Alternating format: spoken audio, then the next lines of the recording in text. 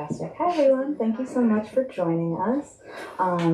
It's a really special, intimate event with Paul Madonna, and I'm really glad you all are here. Thank you to our online audience for joining us as well. My name is Clara Johnson. I'm the event coordinator for Green Apple Books, and it is my total delight this evening to welcome Paul Madonna to celebrate his latest book, The Commissions. Give a hand for Paul. Yay!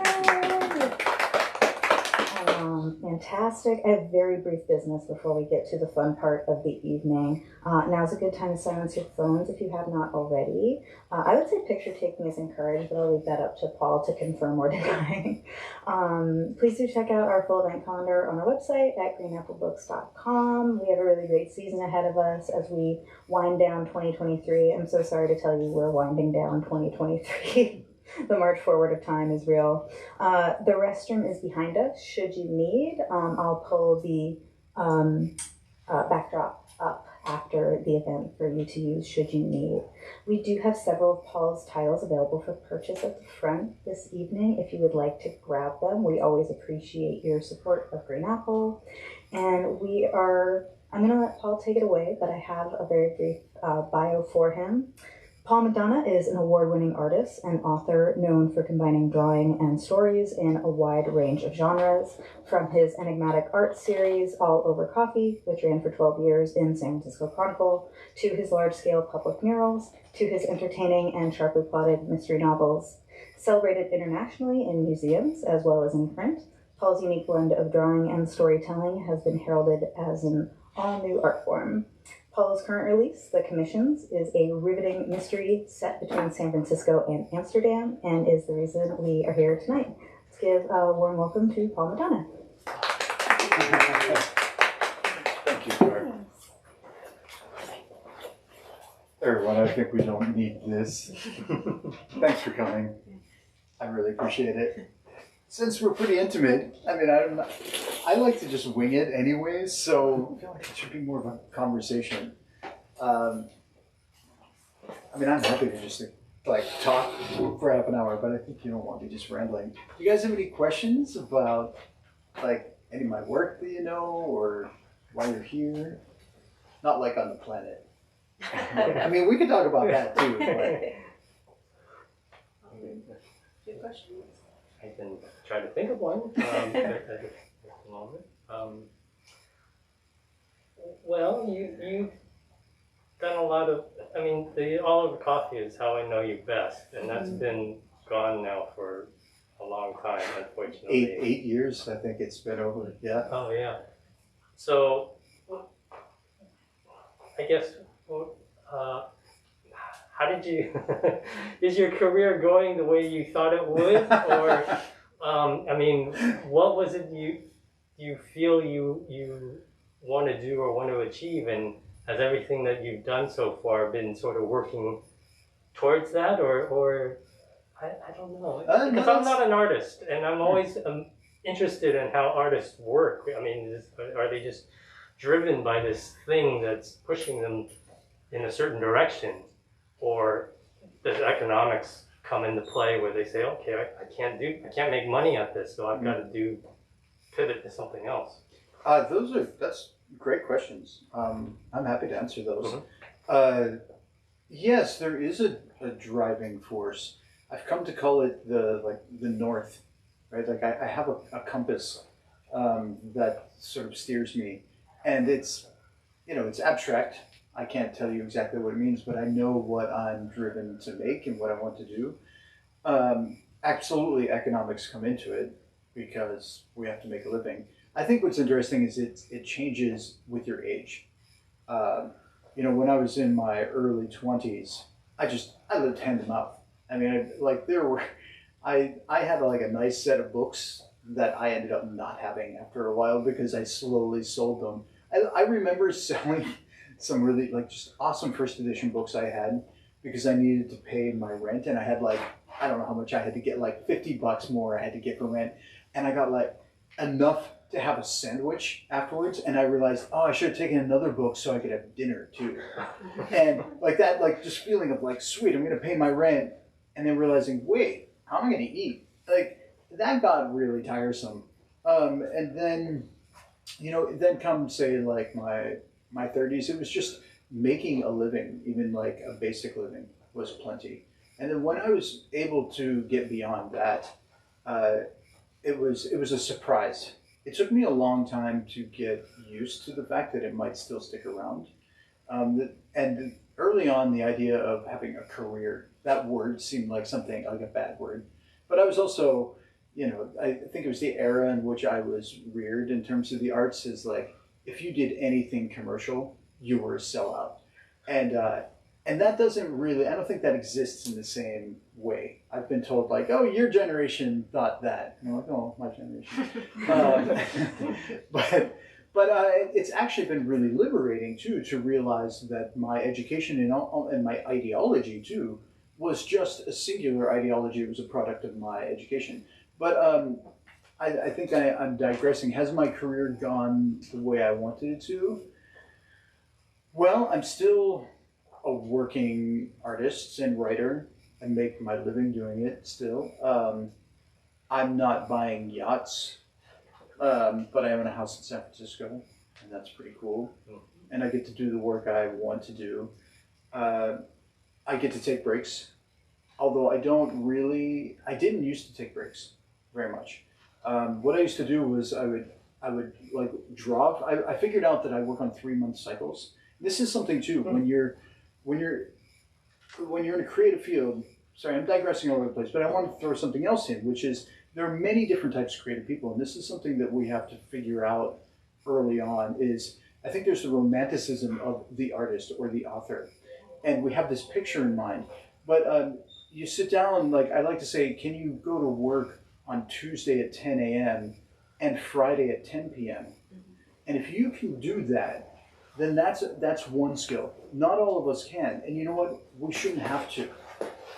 Sometimes I think I'm able to do it because I hate doing everything else more. So it's like that's kind of all that's left, is to like work on my own. But that romantic picture of the artist or the author of like toiling away and like late at night and alone, it's not romantic. Like it kind of sucks a lot of times. But there's also a lot of joy in it too when you're fueled. And then, there's a lot of truth to you can't wait for inspiration. Like it comes, but it comes because you've been putting in hours and hours of just like doing the work. And then something hits you, and then it's like a wave that you get to ride. But the truth is that wave's going to spit you out, and you got to keep going anyway. And if you just wait for the wave, it's never going to come. So I think a lot of early on we have to figure out where do we belong in the creative world. Like there's a lot of opportunities for people to be creative and to make things. That they get to work with other people, and they can be in environments that support them and give them health care and all that stuff is perfectly fine. And so I think there's this balance of like if you don't make it by a certain age, I think it gets harder. And then we become more world weary too, and we know that like life's hard, the odds are stacked against us. Like being ignorant and naive is kind of like a bonus. Like it's a good thing. When you're young, you're like, yeah, I'm gonna totally do this. Like, and the adults around you are like, hard road ahead of you, kid. And you're like, I can do it. And they're supportive, but they're also just like, get it back up. And so I think there's this like inverse proportion. The older you get, the like you need a certain amount of success, because here's the thing too, and maybe this is me. I don't know if this is again that like ideology of the era that I was reared in, or if it's me, or if it's a combination of both. Which is, I really felt like I was supposed to do it on my own. That like any help was somehow polluting it, which is crap, because nobody does anything on their own.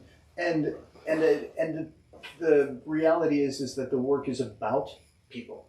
Right, it's about communicating with people and engaging, and it's not just expression, right? Like I've come to think of expression as just being like somebody who goes up to a rooftop and like tears their shirt off and screams and yells, right? Like that's expressing yourself. But does anybody want to listen? Not necessarily. And what does it really give to them other than maybe being afraid you're going to jump or throw something at them? I think that was a big turning point for me too, is realizing who I was as an audience. And then I began writing and working towards that, which then I thought of as putting myself to the side. And it's really liberating to get out of the way and to say like, oh, I'm going to express myself or have some ideas, but you know what? How is it being received? And so that's different than, well, you know, it's just different. It's just a different play. And I'm not saying it's the right way to be, or it's just where I got to. So in terms of my career, All Over Coffee was my big break, right? I'd been making zines when in my early 20s. So I had this philosophy. I got out of college and I knew that I only wanted to do my own work. I had friends that were like a year or two older than me and graduated, and they got jobs in the creative world. Like maybe they were a painter, they were an oil painter, right? And they managed to get a job as like a graphic design or something. And the argument was, well, at least I'm being creative. But what I saw happen to them is they would get home every night and the last thing they wanted to do was paint. Because all day long they had used that part of their brain. And that was the first, I was like, ooh, I don't want to do that. I want to use different parts of me so that those parts are tired, but I get home and I want to work. And I grew up building houses with my father, so I had a lot of like woodworking skills and just like building skills. So I took work in wood shops, and like I was building crates for artwork and doing installs for museums and stuff that I could do pickup work, so that I didn't have to work full time. I could live hand to mouth, and I would like ride my bicycle and be like physically tired, but my brain and my creative mind were still in shape. So that was the first part of like creating that space for myself, right? And I feel kind of lucky that I was able to figure that out. I didn't have to learn the hard way. The second part was I asked myself, well, how do you make a living doing your own work? And the first thing I came to was, well, before anybody gives you any money, they have to know about the work. And then they have to like it. Then they'll give you money. And so I set out to not make money, but to get known. So I was making zines, and this is like mid-90s, right? So back when Kinko's was still just Kinko's, and it was open 24 hours a day, and there were always like if you went at Friday at midnight, there was always at least one punk rocker working behind the counter, and I'd go and I'd like give him $20, and he'd give me one of those counters, and I would make copies all night long until like 6 a.m. when people were coming in, and then he'd just zero it out. So I'd make like $400 worth of copies for $20, and then I'd spend the next week or two just like folding and stapling in my little room, and I'd just put stacks in my backpack, and I would leave them for free all around the city. I would go into bookstores. This is hilarious to tell now that I'm in a bookstore, and open up like the bestsellers, and I'd just slip my because I'm like, well, people are buying these books. I'd put like a quarter or 50, whatever it was back then to get the Chronicle, and I'd open up the machine. I'd slip in every one of the newspapers.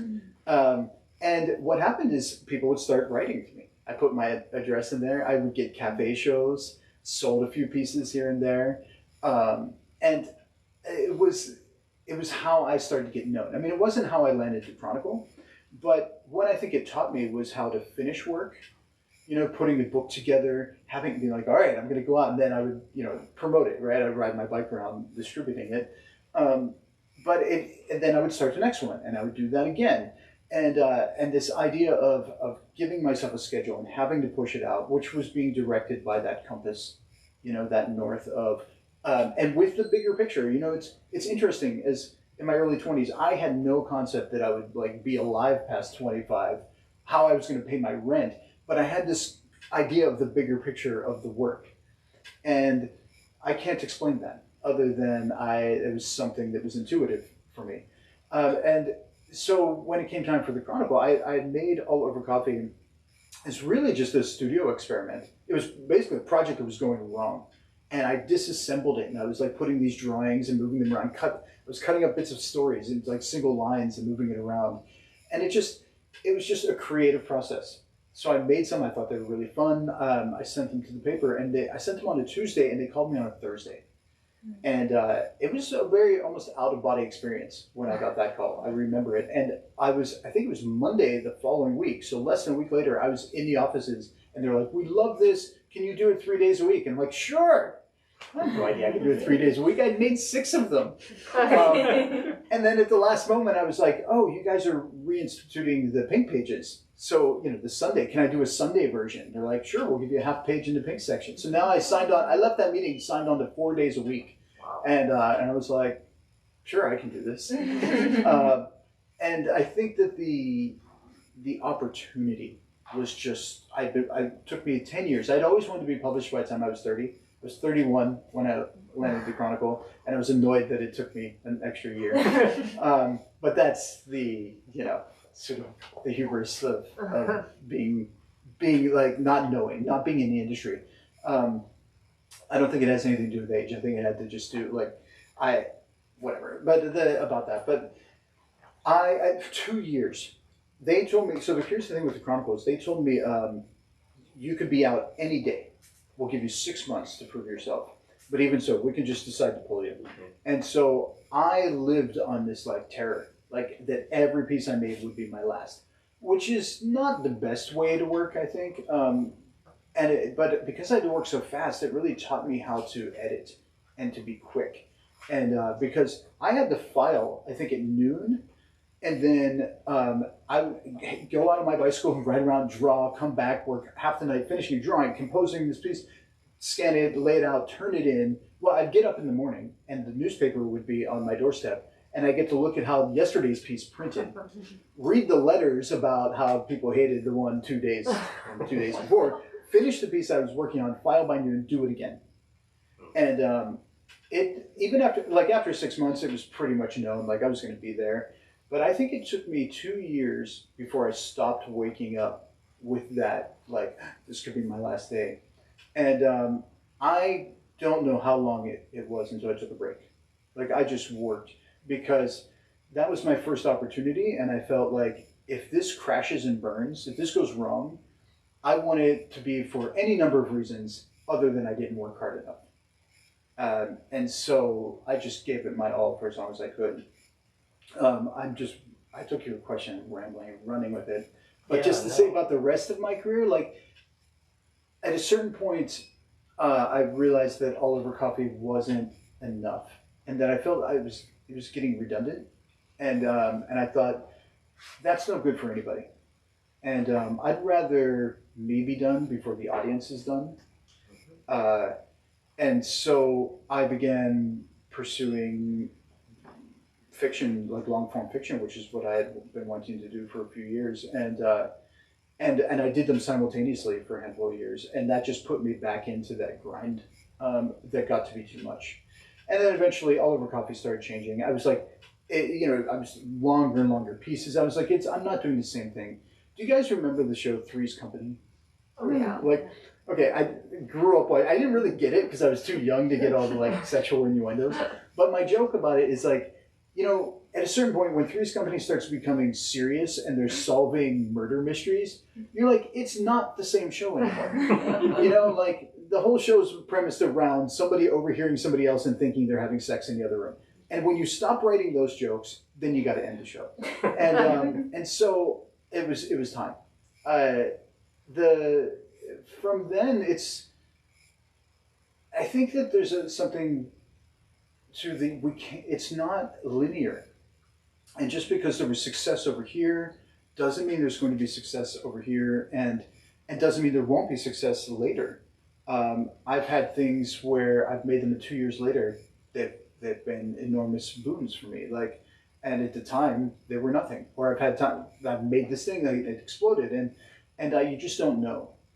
I don't think you can do it for success. Now, if I run out of money, if I can't pay my mortgage and I'm back to selling books to pay my mortgage hand to mouth, I'm going to be making different decisions, probably capitalizing on what I've already done in a way. But I've been doing it professionally for 20 years now. In fact, we're in October.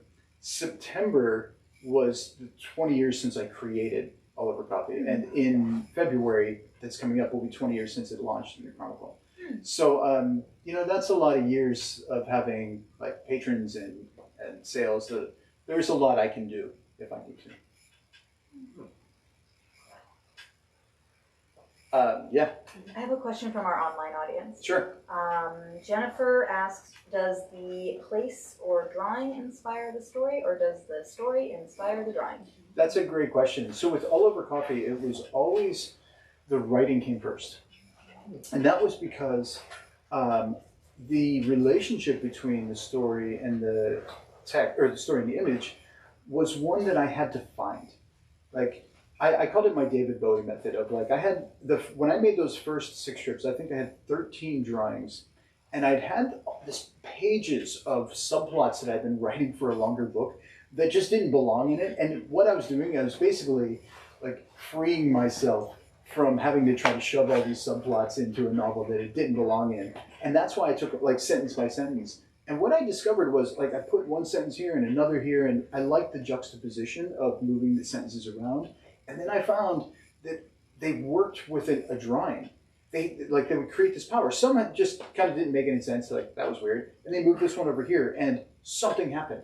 And I realized there was a space between the two that I didn't really understand, and I couldn't manufacture it. I had to discover it. And so at that time, I was an obsessive note taker. I would fill up one of those little Moleskine books in like 8 or 9 days. And I mean, I literally have hundreds of them. And I'm like super methodical. I date them. I have like all these coded entries and all this stuff. And so when I would go out to draw, I would have all these lines or these like little snippets and scenes that I've been working with. And I'd be looking for formal elements in the cityscapes. I'm looking for light and shadow, composition, less about architecture actually. I mean, the beauty of the architecture, but it was more, I could pass by like a certain corner at noon and totally not see anything, but pass by at 4 o'clock and be like, that's beautiful, I want to draw it. And because that was about the light hitting it and the composition. So, I'm bringing all these different elements of my education into it, but it was, I would see the light hit a building a certain way and I'd be like, oh, that line I wrote 3 months ago, that goes with this. And then I'd say, that's the piece. And whenever, like I would get a commission or something, or I would just do a drawing because I wanted to do a drawing, it would be impossible to write for those. It always felt forced. And so I would end up just leaving those drawings in a drawer. And then I'd be going through notebooks, or I'd write something like, oh, that goes with that drawing. I'd pull it out, scan it, I'd have the piece done. And so I think that was just a product of how I had engineered the series. And again, there was a lot of discovery. I want to take credit for it, but I think the most credit I can take is allowing the creative process to happen. Now, in terms of the books, the novels are something very different. Although, for the most part, a plot has to be present. But what I like about the Emit series is that the images play a role in the story. So this is not the classic illustrated novel setup, where like the illustration I like to use is, on page 1 we read that there's a couple having a romantic dinner in Paris, and we turn the page and there's a drawing of like a table, candles, and the Eiffel Tower in the background. That to me is redundant, and that's a product of a very old type system of the illustrated book, which started in the earlier days of publishing. What I want to do is, I don't want any redundancy. I want the drawings to have some role. Like in the commissions, our main character, Emit, he gets lured into this mystery plot because he's out drawing commissions. And he's drawing one building, but on the building next door, unbeknownst to him, there's something very nefarious going on. And the people behind the window think that he's spying on them because he's across the street, that maybe he's pretending that he's this ruse, this who stands out and draws. So they start kind of like going after him and trying to mess with his life. And in order for him to figure out why his life is being messed with, he in turn uncovers this whole thing. So the irony of them thinking they're being spied on led to their demise. But so the drawings we're seeing in this book have nothing to do with the mystery plot, except the one that we find out, oh, that's the drawing. And he has to discover that. And it takes him a while to figure out, oh, how am I involved in this? But so all the drawings are commissions that he's doing. So he's living his life doing these. And then all the drawings have these little vignettes that are about the characters who had commissioned him. Each one of the books has a different MO in terms of how those drawings work together. But so in that way, I'm a little bit more free. But I have to have the plot, and I have to know how they work together. in terms of what? Yeah? You mentioned earlier when you were first starting out with the Chronicle gig. I'm curious as to like how much the Chronicle gave you feedback or did any editing or even like the letters, the hate mail or whatever you alluded to, like how much that played into your own self-editing and what you ultimately produce. Oh, that's a great question. So I'm going to start with the second part of that, but because I wander so much, bring me back to the Chronicle editing. We'll try to pin it, yeah. So let's talk about the letter section. So technically, I mean, I was considered a comic strip, right? Like, I wasn't in the comic section. They put me on the back page of the date book, the daily date book, and then I had half page in the pink section Sunday. But they said, listen, the most letters we get are from when we mess with the letters page or the comics page. If Doonesbury was on top and we put it second, we'll get 100 letters about it. Like, why'd you put Doonesbury second?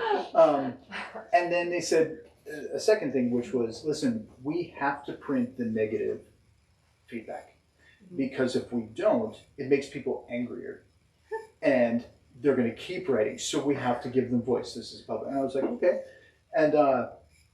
and so there were a lot of angry letters, but I mean, I think they were like 3 days a week. Not the entire letter section, but there was always at least one letter about me 3 days a week. What was interesting, jumping ahead a little bit, is that the angry letters got to be such that because people don't write when they're happy. They only write when they're pissed off, right? And for some reason, what I was doing was pissing them off, which was really interesting. Like, had I set out to be provocative, then okay. But I think that's low-hanging fruit a bit to push buttons. And I had no intention to do that. And so it was really curious for me, which I'll return to in a second. But what happened was the angry letters got to be to a point where the people who loved the strip were getting angry about the angry letters. So then they started writing letters about the people writing letters. And there was this thing going on for months in the letter section back and forth, and they would print both of them. And like I said, I was so busy, I was like, okay, that's crazy. I gotta go back to work. And I think that was a blessing, actually, that I was too busy to care about it. And that's not to say that it rolled off of me. Sure. But here's something that happens, and this is a slight aside, that took me a long time to work through, which is in order to steel yourself against criticism, the opposite happens too. You become steeled against praise because they're the same mechanism. Like to allow yourself to be affected by what is said to you is basically what you have to protect yourself against. And I realized that it doesn't matter whether it's positive or negative. And so for a long time, when I kept myself from being hurt by, I mean, I have a whole folder called "Stupid Assholes" in my email that was from all the hate email that I got too. And it's hard when you're just like, you're going about your business and you look on your phone and there's just like this angry shit coming at you. And in order to protect myself from that, I realized that I stopped. People would be like, praising me. I'd be like, okay, thanks. And I didn't allow myself to feel that. And so it was a lot of work in a way to let myself appreciate the good and then keep myself protected from the bad. And then this goes back to what I was saying earlier about your question too, of my many answers, but that I can't let that affect me either, right? If somebody tells me I'm great, that's wonderful, but I can't go home and just sit on that. In the same way that if somebody tells me I suck, I can't go home and cry about it. I've got to go to work no matter what. So being busy really, really helped out. Now, I want to say I got tons of love mail. I got much more love mail than I got hate mail. And in the morning when I said I'd wake up and look and see how it printed in the paper, I would also open my inbox and there'd be 15 emails saying, love the piece, ignore the letter section today. I'd be like, okay, what's in the letter section? And so I had a ton of support. So it wasn't like I was there working in a vacuum or against the odds. This was a good thing. I was selling drawings from the moment they were published. I was selling every drawing I made. So it was working. I knew that it was working. And in terms of editing, working quickly taught me how to edit. And that was I think that there's nothing that can compare to that experience. It was an excellent teacher, because when you just have to file, just like file, get on to the next one, and like do it, and make it the best you can. I think quick decisions are really healthy, and later on I might be like, oh, I'd do that differently, or I changed it maybe for the book or something. But there was never regret, and that's what allowed me to go. I was 4 days a week for 18 months, for a year and a half, and then I did 3 days a week for 6 months, and so basically for 2 years I did like 4 days a week, and then that's when I shifted to weekly, and I did a weekly for 10 years. And I was able to do that because I felt like, okay, I don't need to churn these out anymore. And I said for 2 years I had like woken up, and it took 2 years before I realized I'm going to be able to publish next week too. That'll be all right. And that allowed me to relax, and then allowed me to spend more time with the pieces too, and feel that I could edit. In terms of the Chronicle, they did not know how to edit me.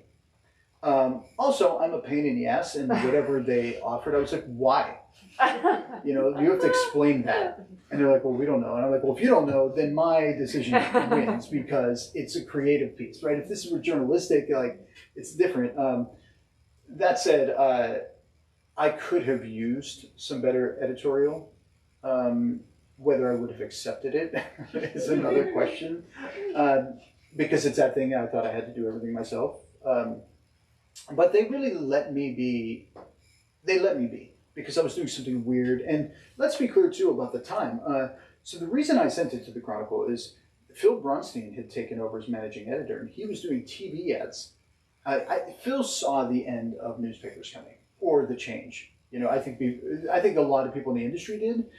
Maybe the public didn't, but I think Phil knew that in order to adapt, they needed to do something differently. And I remember seeing a TV ad where he was saying the Bay Area is ripe with creativity, and we want to try new stuff. And that's why I felt like there was an opportunity to send them something unusual. And I think at that time they were trying something new every week and just throwing stuff against the wall. And that's why they said, hey, you could be out anytime, because while they liked it, it was just throwing it against the wall and seeing if it stuck. And that's why I was like, okay, if this doesn't work, I want to give it everything. And I think that maybe they just weren't set up to edit it. I don't want to say they didn't care, because they did care, but I wasn't doing anything offensive either. That was really important to me. I wasn't trying to be provocative.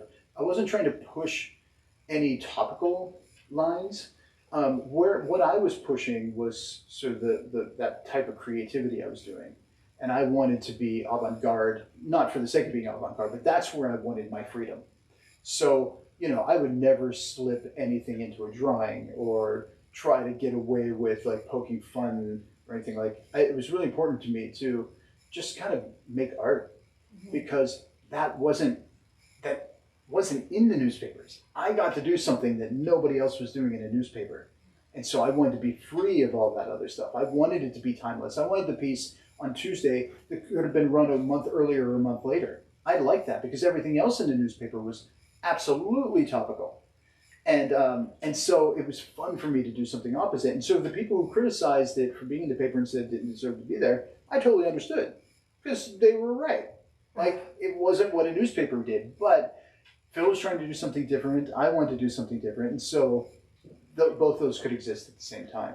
What's interesting is they never gave me a badge. Like, I didn't work for the Chronicle. I licensed it to them. And that was something because I learned really early on how to be a business person about my art, to own everything. And I really fought, literally fought with them, went head to head with the lawyers, and took less money to own my work. Because I wouldn't have been able to build anything I built ever since. Print business, books, anything I've done, they would have owned all the copyright and all of that material. And so that meant, and that actually really worked out well for me too, because I happened to be there. I was only there like once every 2 months or something. I happened to be in the bullpen the day that the 40% layoffs happened. I saw that happening in the moment. I heard it, and now I was there in the room when the announcement happened. And the arguments and the yelling and throwing shit down, and it was cinematic. It was historical to be there, and I feel lucky to have witnessed it. Because, but what it also meant is because they paid me very little and I wasn't an employee, I've stuck around. Like my editor, like she stopped returning my emails. And part of me was like, well, that's cool. I'm just going to keep filing my pieces, right? I get to do whatever the hell I want. And then finally, I was like, why? Like, now I'm taking it personally. Oh, she left. Yeah, nobody told me. And then I didn't actually have an editor for like 10 years. I literally did not have an editor. I just filed with, and then the art director, I just gave everything to the art director. And then, oh, Matt left. And after a while, like, I'd been there longer than people who were, and they were like, "Dear Mr. Madonna, we're now working with you." And before, I was like the young kid who were like, "You don't belong here." And now I'm like the veteran. That was a weird change. And but so in a way, that distance was good for me. But it was also hard because I wanted a community. And they kept promising me a badge. They never gave me a badge to get into the building. And after a while, I just stopped taking it personally. And, you know, everything was changing. And then, you know, the editor was gone after like a year or something. So maybe a little bit more, maybe a year and a half. I can't remember exactly. I feel like I'm wandering a bit. Well, But, by all means, wandering. But in retrospect, you know what's hard? This goes back to the career thing too. And I've been thinking about this a lot lately, especially as like, I'm pretty much just functioning as a novelist, and I do art commissions. I mean, that's and I like travel all over. I mean, before the accident, I was traveling like 3 or 4 months out of the year, and I've started to return to it, and that's great. It's like I have a studio practice, and I sell drawings to, you know, whoever commissions them, right? And I write novels. Like that's. I miss the interaction of having been in a newspaper. Something happened when I published my first book, which was, you know, people used to write to me every day, and it was super friendly. And then I published my first book, and I think the first run sold out in like 2.5 months. Wow. I mean, so the book did really well, and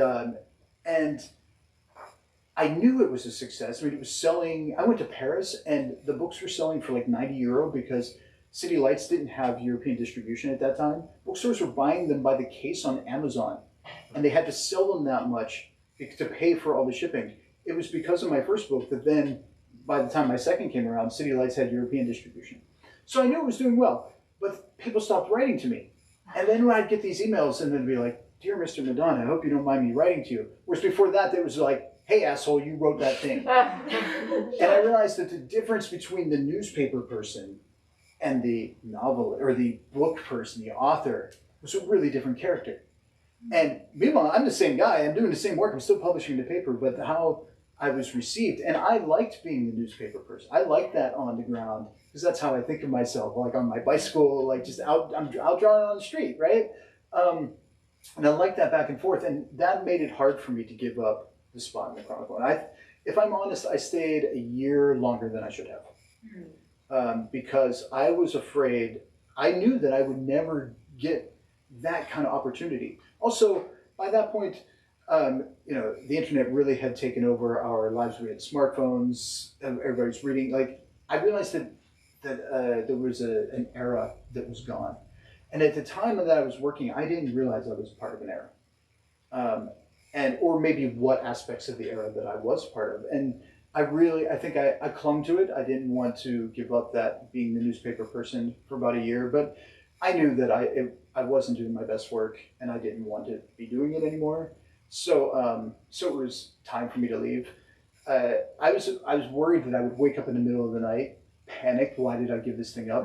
And the irony is, it was like within the week after finishing it, I did wake up in the middle of the night with relief, and I thought, oh. Sometimes we don't know what's coming, you know, and it's all right to trust our instincts and to go and, wow, I don't even know where I was going with all this, the ending.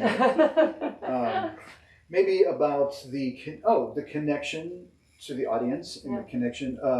I've been thinking about this a lot, that like most of us have work colleagues, we have work environments, and, you know, the Chronicle, I both wanted one, didn't want one. I wanted to work on my own, but the community just wasn't there for me because that community was fracturing. I mean, within 6 months or maybe a year, most of the on-staff artists were gone because they just were too expensive. and it was becoming a different model. And like I said, I was there when a lot of the layoffs, and but the older I get, and the more I've just sort of I'm carving this niche of my own work, the less I have a community. I mean, I have peers, and I have people who are way above me, and wherever we are in the pantheon, like we're always somewhere. But it's harder to have. I don't just have a room of the people I go to work with, and for the most part, that's all right. But when there's the low times, it's really hard, and I find myself feeling outside of things more because of that. And I'm not complaining. I built this life, right? It's just more, I think, as we go on, we see different aspects of it. Thank you. Yeah. Yeah, sure. I mean, I'm here to talk. So, and as you can see, one question, I can go for like 20 minutes. Go for it. Love it. Yes? How do you go from a quick sketch on the street to that amazing perspective with every board completely perfect perspective from 3/4 up and down the street? Yeah. That's a good question. So actually perspective is the key to it. I learned when I was very young learning to draw that I have a really strong sense of perspective. Like I don't know if any of you have studied drawing, like the point system of perspective, and it teaches us how the three-dimensional world works. But I think if we rely on it, it's really clunky. I hated it because I felt like it didn't accurately portray what I saw, and so I learned it, but I never really used it, and I think because I have a sense of perspective, and it's just after a while, things that we're good at. It's not boasting. It's just like, oh, I had that ability. I had that skill. Like I have an ability to I can look at something and pick it up and turn it around in my head. And it took me a long time as a young person to realize that not everybody could do that. And I think that that's just what we do in life. We're like, oh, I can do that thing, so I'm going to do more of that thing. And so how I go from a sketch is that with All Over Coffee, I did every one of those drawings on site, straight to ink, like just pen, draw, and then I would do the ink washes, all the light and shadow, back in the studio from reference photos. I basically call it a three-stage process. You didn't do pencil first? No, zero pencil. In fact, it was really important to me because I thought of it as it's kind of performative. So I get asked all the time, aren't you afraid of screwing it up?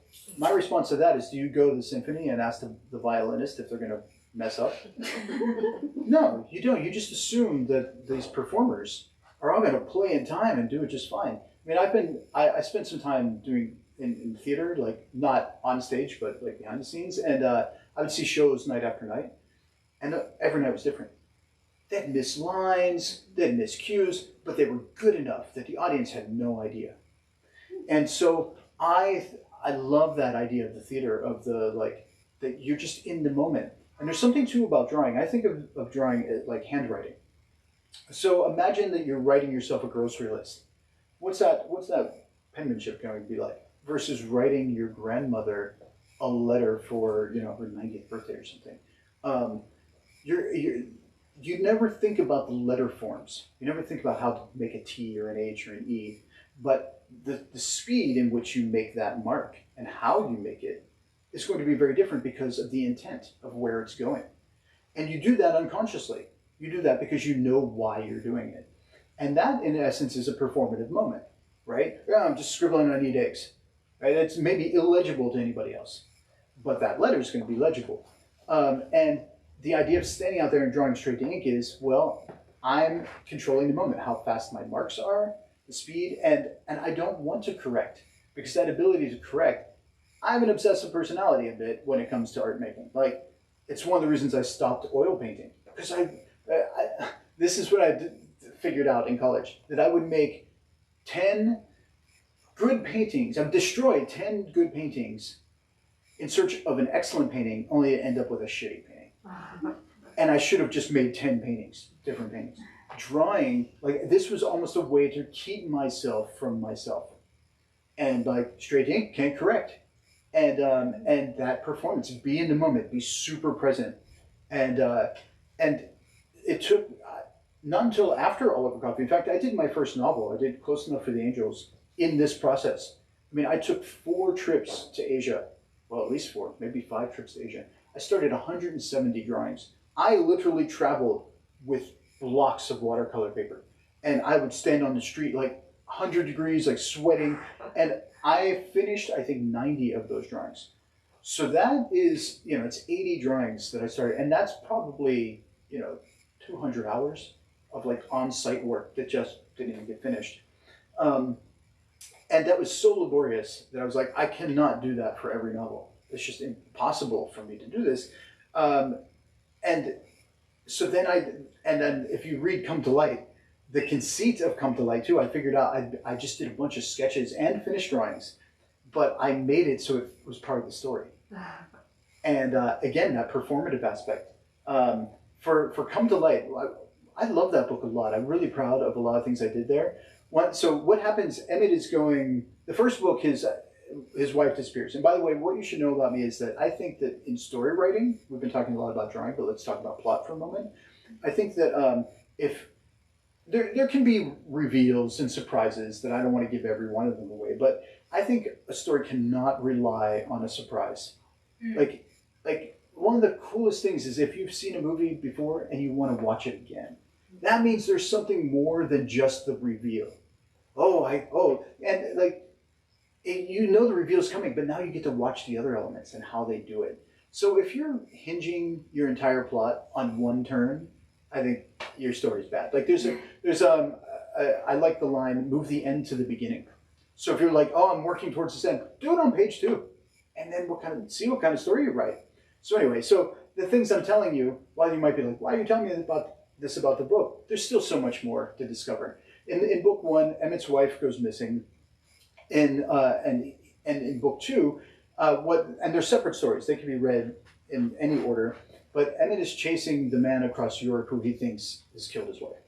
And so, his life is devolving. He didn't know that this was going to happen, and all this crazy shit's happening to him. And so I was thinking about how in movies, when actors play a very emotional role, and movies are never shot, sequentially, and like the skill that it takes to know the emotional performance you have to give on page 112 and page 2 and page 50, and to shoot those in random order, and to have when it's all put together, have it have this emotional verisimilitude, that gives me so much admiration for the craft of acting.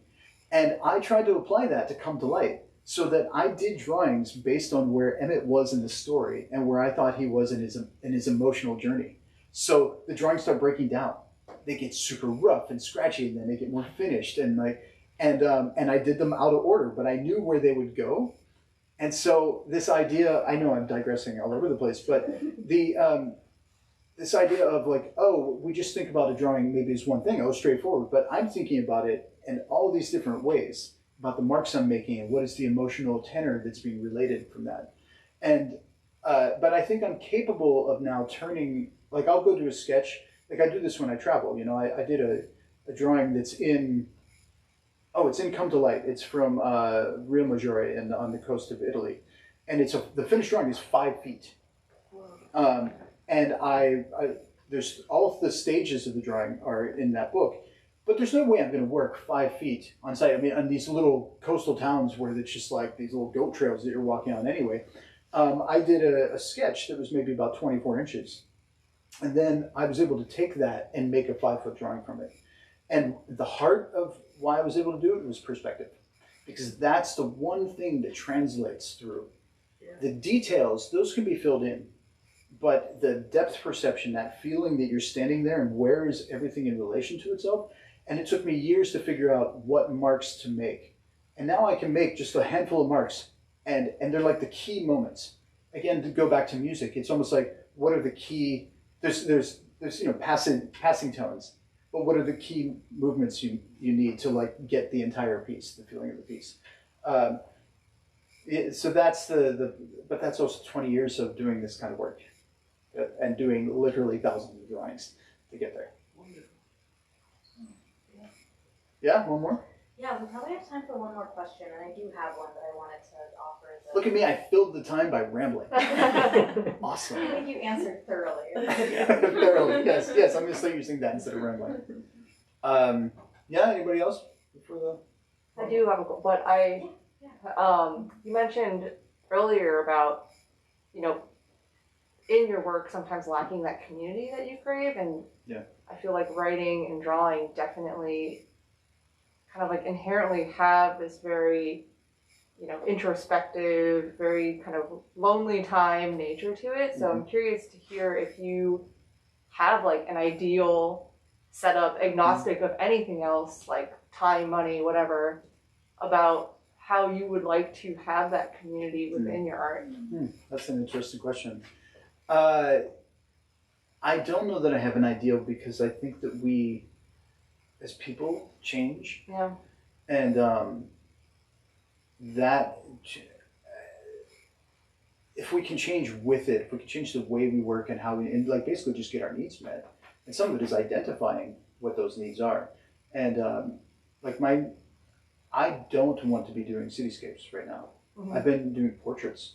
And that was and I just invite people, strangers, into my studio to draw them, because I need community and I need connection right now because of coming out of a terrible ordeal. And I felt so disconnected that there was no way. Well, one, in the beginning, I couldn't even go out and scout. I couldn't be out in the street. I could only be in the studio. Now it's different, but I think maybe that's one of the amazing things about the creative practice is we can say, oh, I need to do something different. Now, it comes with a lot of, like, it's not that it's clear. That's the problem, too. It's just like, and then, yeah, money's another part of it entirely. And I'm still doing commissions. And luckily, between those and book royalties and stuff, like, I have an income. But, like, I'm not worrying about making money on, I'm not charging anybody for portraits. I want them there because that's what I want to be doing for my art practice.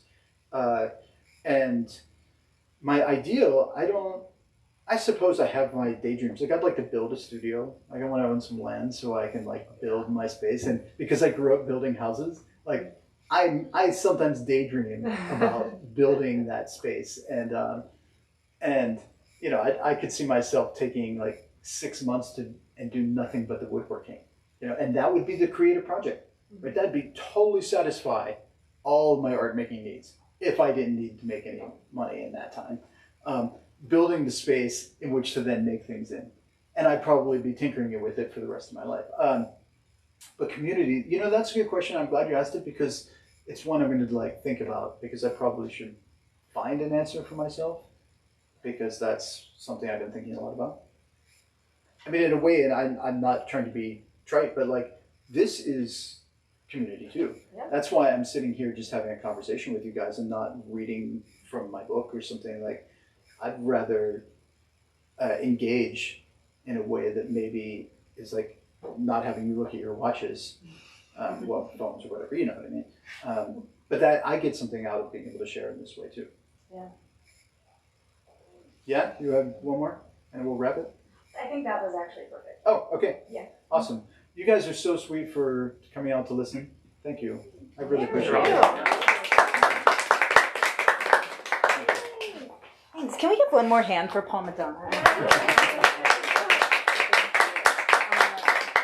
Thank you all so much for joining us. This was really a pleasure. We're really glad to have you here, Paul. Thank you. And also congratulations on this book. Thank you. And I want to say, Green Apple, you guys raised a lot of money for me after the car accident. Yeah.